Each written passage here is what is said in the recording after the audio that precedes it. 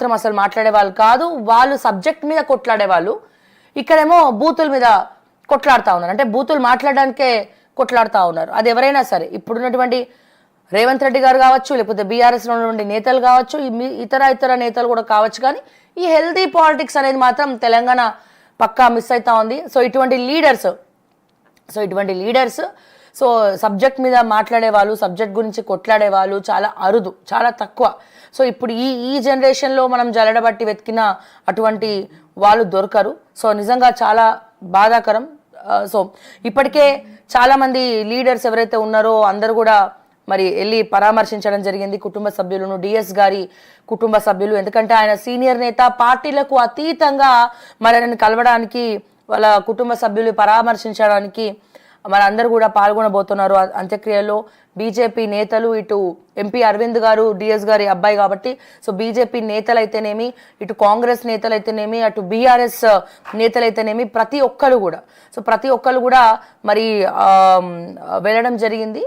అలాగే నిన్న నైట్ బండి సంజయ్ గారు కూడా మరి నిన్న నైట్ నిజామాబాద్ చేరుకొని మరి వెళ్ళి కుటుంబ సభ్యుల్ని పరామర్శించడం జరిగింది. అండ్ అదే రకంగా కిషన్ రెడ్డి గారు అయితేనేమి, సో ఇలా చెప్పుకుంటూ పోతే నిన్న కేటీఆర్ గారు, కల్వకుంట్ల తారక రామారావు గారు, అండ్ అలాగే బీఆర్ఎస్ ఎమ్మెల్యేలు, సో వీళ్ళందరూ కూడా అక్కడికి వెళ్ళి మరి పరామర్శించడం జరిగింది. మరి ఈ రోజు అంత్యక్రియలు జరగబోతున్నాయి. ఈ అంత్యక్రియల్లో ముఖ్యమంత్రి రేవంత్ రెడ్డి గారు కూడా పార్టిసిపేట్ చేయబోతున్నారు. సో మంత్రులు, ఎమ్మెల్యేలు అందరూ కూడా మరి ఈరోజు అంత్యక్రియల్లో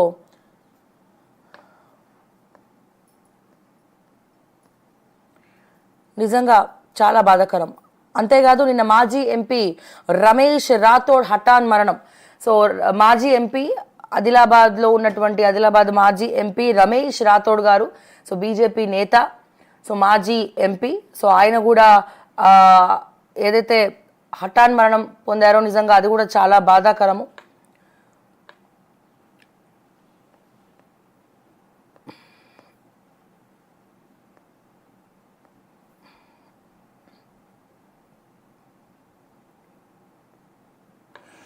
ఎస్ అండ్ అలాగే అంతర్జాతీయ T20లకు ఇక విరాట్ గుడ్ బై చెప్పబోతున్నారా అంటే ఎస్ అవుననే అంటున్నారు. ఎందుకంటే ఫైనల్లో విజయం అనంతరం ప్రకటన తుది సమరంలో అద్భుత ఇన్నింగ్స్, అట్లాగే మ్యాన్ ఆఫ్ ద ఫైనల్గా కూడా నిలిచారు. అలాగే బుమ్రా మ్యాన్ ఆఫ్ ద టోర్నమెంట్గా కూడా నిలిచారు. ఇక T20 మ్యాచెస్లో ఆడదలుచుకోలేదు. కొద్దిగా విరాట్ గుడ్ బై చెప్పబోతున్నారని కూడా వార్తలు వస్తూ ఉన్నాయి. బట్ చూడాలి మరి ఏం జరగబోతుందో. అండ్ అలాగే ముందుగా ఆంధ్రజ్యోతి అనగానే, ఆదివారం అనగానే మనకి స్పెషల్గా మరి ఒక ఆర్టికల్ అయితే వస్తుంది, రాధాకృష్ణ గారు రాసింది. మరి ఈసారి ఏం రాశారో ఒకసారి మనం చూద్దాము. కూల్చుడు కథలు, 1-2 నెలలు ఓపిక పట్టండి, రేవంత్ రెడ్డి ప్రభుత్వం ఉండదు. ఖమ్మం, నల్లగొండ, వరంగల్ జిల్లాలకు చెందిన కాంగ్రెస్ ఎమ్మెల్యేలు మనతో టచ్లో ఉన్నారు. ఢిల్లీలో భారతీయ జనతా పార్టీకి చెందిన కీలక నేతలతో టచ్లో ఉన్నాం. 2 నెలల తర్వాత అధికారంలోకి వస్తాం. ముఖ్యమంత్రి పదవిపై నాకు ఆశ లేదు. బీఆర్ఎస్ అధినేత కేసీఆర్ కు ఇలాంటి పిట్ట కథలు చెప్పడం అలవాటే, కనుక ఆయన మాటలను సొంత పార్టీ వాళ్ళు కూడా నమ్మడం లేదు. కేసీఆర్ కు జాతకాలపై నమ్మకం కూడా ఎక్కువే. ప్రస్తుతం ఆయనకు గ్రహాలు అనుకూలంగా లేవట. వచ్చే సెప్టెంబర్ తర్వాత ఆయనకు మంచి రోజులు వస్తాయట. బహుశా ఈ జాతకాలని నమ్ముకొని 1-2 నెలల తర్వాత రేవంత్ ప్రభుత్వం పడిపోతుందని చెబుతుండవచ్చు.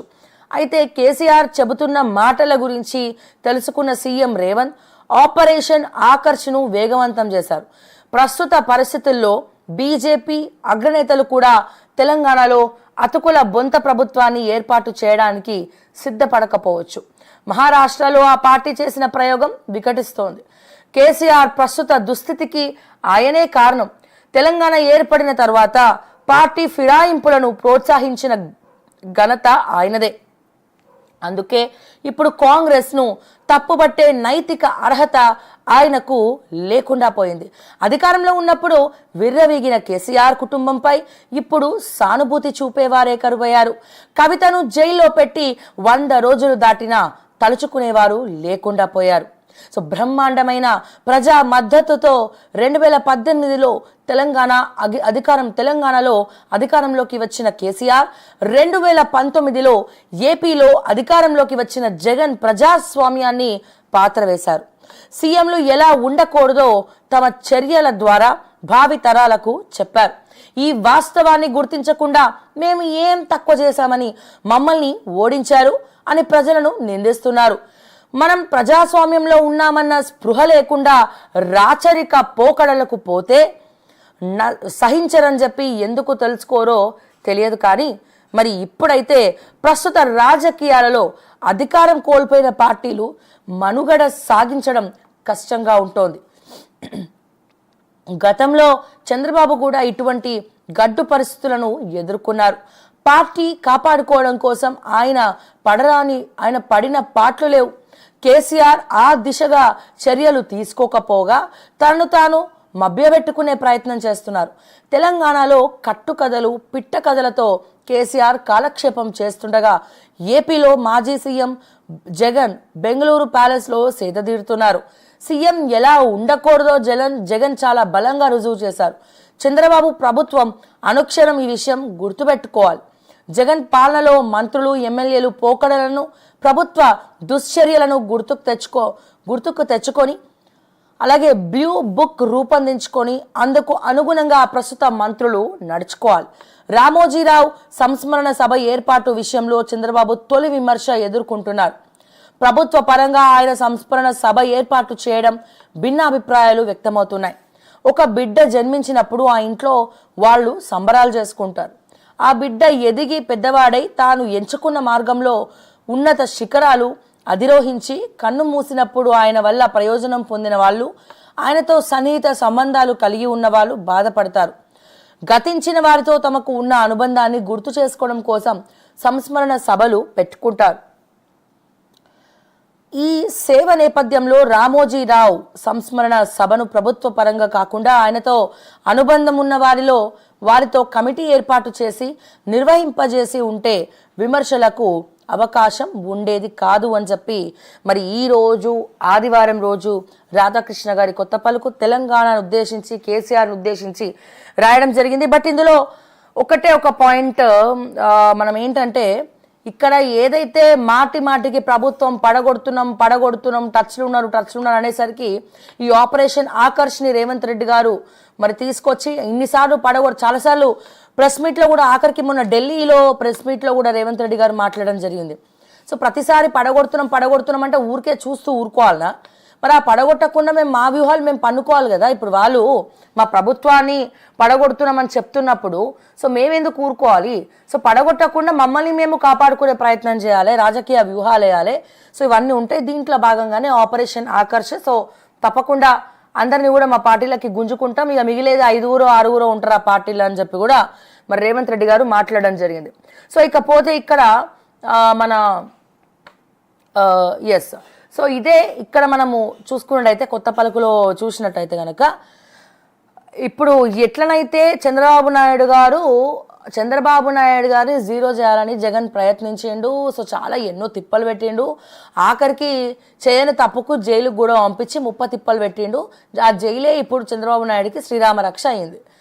సో ఎట్లనైతే చంద్రబాబు నాయుడు అవన్నీ కూడా తట్టుకొని నిలబడ్డాడో కేసీఆర్ ఇప్పుడు కూడా జనాల మధ్యలోకి వచ్చి తట్టుకొని నిలబడి సో నిజంగానే రాజకీయ కోణంగా ప్రతిపక్ష నాయకుడుగా మరి వీళ్ళు కొట్టే ప్రతివ్యూహాలు ఎదుర్కొని వీళ్ళు చేసినటువంటి తప్పులు ఏదైతే కాంగ్రెస్ ప్రభుత్వం చేసేటువంటి పథకాలు కావచ్చు, మిగతావి కావచ్చు, లేకపోతే నిరుద్యోగుల గురించి కావచ్చు, సో ఒక ప్రతిపక్ష నాయకుడుగా బీఆర్ఎస్ ఎల్పీ లీడర్గా మరి వాళ్ళని ఎదుర్కొని కార్యకర్తల జోష్ నింపుకుంటా ఎదుర్కొంటా నేను ఉన్నానంటూ భరోసా ఇస్తూ గ్రౌండ్లో ఉండి కొట్లాడి ప్రజలకు మద్దతు ఇస్తే నో డౌట్ ఖచ్చితంగా బీఆర్ఎస్ మళ్ళీ పుంజుకునే అవకాశం ఉంది. లేదు ప్రజలే తప్పు చేసిరు, మాదేం తప్పు లేదు, మేము మంచోళ్ళం, మేము శుద్ధపూసలం అని చెప్పి మళ్ళీ మాట్లాడుకుంటూ అదే పనిగా చేస్తే మరి బీఆర్ఎస్కి నిలువ నీడ కూడా ఉండదు అని చెప్పి నేను మరొక్కసారి రిక్వెస్ట్ చేస్తా ఉన్నా. ఈ సందర్భంగా నిజంగా కేసీఆర్ అని ఒక వ్యక్తి తలుచుకుంటే ఏదైనా సాధ్యమవుతుంది. కానీ ఆల్రెడీ మీరు మొన్న అసెంబ్లీ ఎన్నికలప్పుడు మీరు తీసుకున్న తప్పు నిర్ణయమే ఎంపీ ఎలక్షన్ అప్పుడు మీరు తీసుకుంది కూడా కొట్లాడకుండా తప్పు నిర్ణయం తీసుకున్నారు. ఎవరు అవునన్నా కాదన్నా బీఆర్ఎస్ ఓట్లు బీజేపీకి పడ్డే క్రిస్టల్ క్లియర్. ఇప్పటికే 36% ఓట్ బ్యాంక్ ఉన్నటువంటి టీఆర్ఎస్ దాదాపు 16%కి పడిపోయింది. సో ఆ ఓట్లని కూడా ఆ శాతం అంతా కూడా బీజేపీకి మరి డైవర్ట్ అయినాయి. సో రానున్న మళ్ళీ అసెంబ్లీ ఎన్నికల్లో 4 ఏళ్ల తర్వాత బీజేపీ గ్రాఫ్ అమితంగా పెరిగే అవకాశం ఉంది తెలంగాణలో. సో అలా పెరగకుండా ఉండాలన్నా ఏం చేయాలన్నా బీఆర్ఎస్ తనదైన స్టైల్లో స్ట్రాంగ్గా ఎదుర్కోవాలి. సో కార్యకర్తలకు జోష్ నింపాలి, అసెంబ్లీకి రావాలా, కొట్లాడాలా, మాట్లాడాలా. సో అసెంబ్లీకి రాకుండా మీరు ఏం మాట్లాడకుండా సో ప్రజలు కూడా మీ నుండి ఏదో ఎక్స్పెక్ట్ చేస్తూ ఉన్నారు. సో మీరు ఎప్పుడు కూడా ప్రజలు ఎక్స్పెక్ట్ చేసింది కాకుండా మీకు అనుగుణంగా ఉండేదే, సో మీకోసమే అన్ని చేసుకుంటూ వచ్చారు. సో ఇప్పటికైనా మించిపోయింది లేదు కేసీఆర్ గారు. ఇప్పటికైనా ఇప్పుడు రానున్న అసెంబ్లీ సెషన్స్కు కేసీఆర్ అనే వ్యక్తి రావాలని చెప్పి ప్రజలు కూడా కోరుకుంటా ఉన్నారు. సో వచ్చి మాట్లాడాలా అసెంబ్లీలో, ఈ పథకాల గురించి కావచ్చు, 6 గ్యారెంటీల గురించి కావచ్చు. ఒక బీఆర్ఎస్ ఎల్పీ లీడర్ హోదాలో మీరు ఉండాలి, ప్రతిపక్ష నాయకుడుగా ఉండాలి. అలాగే ఈ ప్రతిపక్ష నాయకుడుగా గ్రౌండ్లో ఉంటూ కొట్లాడాలా. ఒక కొత్త బీఆర్ఎస్ పార్టీని మళ్ళీ మీరు తీసుకురావాలా. నాకు తెలిసినంత వరకు బీఆర్ఎస్లో ఉన్నటువంటి మిగతా ఎమ్మెల్యేలు కూడా వెళ్ళిపోతారు. ఎవరెవరైతే మీ మీటింగ్లకు వచ్చి పక్కన కూర్చొని చప్పట్లు కొట్టిండ్రో వాళ్ళందరూ కూడా పార్టీ మారుతున్నారు. కేసీఆర్ గారు రాసి పెట్టుకోండి. సో వాళ్ళందరూ మీ ముందు నటిస్తున్నారు. ఆ విషయం మీకు కూడా తెలుసుంటుంది నాకు తెలిసినంత వరకు.